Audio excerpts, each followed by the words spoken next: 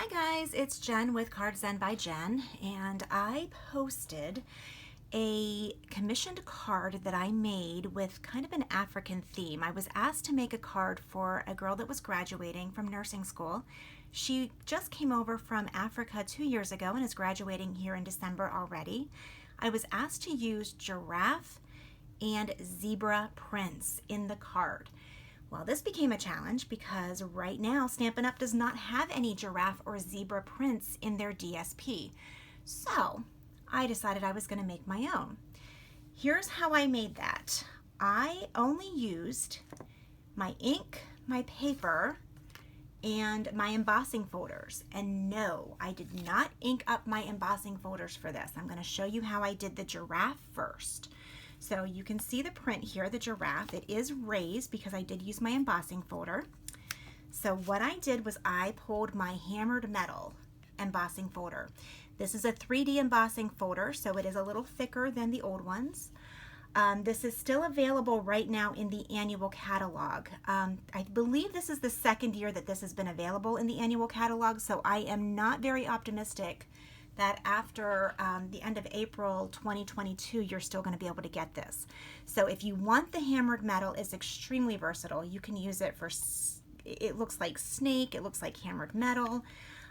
It has all kinds of uses to it. But if you want this, grab this before the end of April, because like I said, I'm not very optimistic that this is going to be renewed again.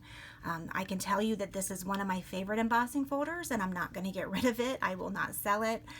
Once it's done, this is one that's going to stay in my inventory for my personal use. So what I did was I took a piece of pale papaya. This is one of the new in colors. It's really pretty. So I took a piece of pale papaya and I put it in my hammered embossing folder and ran it through my machine.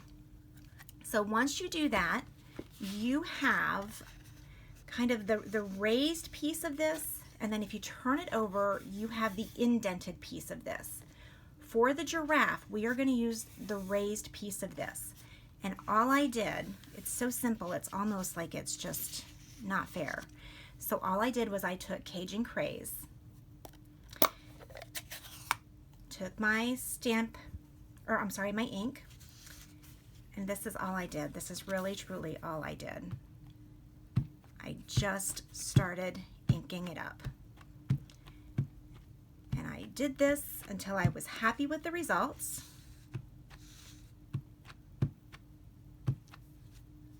There you go. So now you can see the piece that I did and the piece that I didn't. You have a lot of ink on there, so give it a couple minutes to dry before you start cutting it apart and working with it. For my card, I cut it in pieces, kind of zigzagged it, cut it in pieces, and then used it as just small pieces of a giraffe print on my card.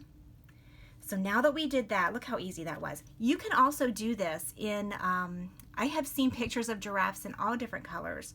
So you can use Sahara Sand and Crumb Cake, you can use Crumb Cake and soft suede. You can use all kinds of different colors for this technique, but this was so outrageously simple, it was almost shameful. So let's show you how I did the zebra. The zebra that I did was not as zebra looking as I would like it to be, but I was using what I had and what Stampin' Up! Has out at the moment. So I was using what I had, and again, if you use it in these very small segments, you get that zebra look to it. It's no big deal. So again, I'm going to start with a piece of basic white paper on this one.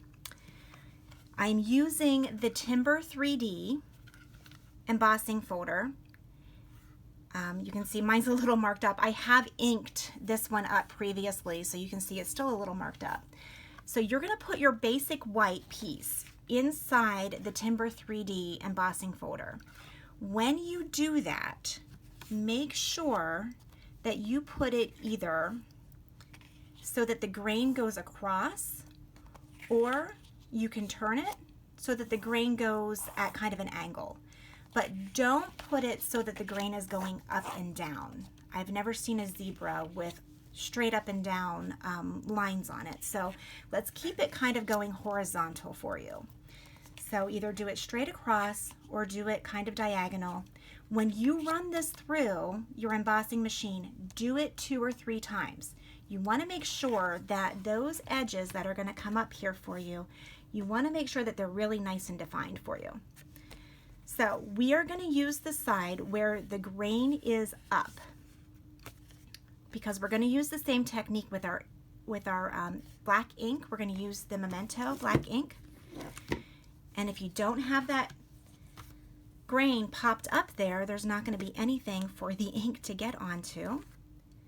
And you'll end up with a negative result instead of a positive result. So we are just going to do the same thing. I am just going to stamp. I'm sorry, not stamp. I'm kind of stamping with my ink. It's kind of strange. There you go. Now you can see what I did. Just put on enough there to make you happy. And then all that I did was I cut it again into the wedges, the strip technique kind of, and just use that as just little pieces. So the timber embossing folder, I love this one too. This is going to be another go-to. This was in the July to December 2021 catalog with the Peaceful Place Suite. The good news is that they are going to carry this embossing folder over. My understanding is that it's going to carry over into the next annual catalog, which means that between January and May, when the new annual catalog comes out in May, you may not be able to get it until the annual catalog comes out in May. So if you want this and you want to start playing with this, make sure you place your order by January 3rd of 2022 so that you can get your timber embossing folder. Otherwise, you're going to have to wait until May 2022 when it reappears in their new annual catalog. If you have any questions, you can always feel free to send me a text, send me an email, whatever works for you.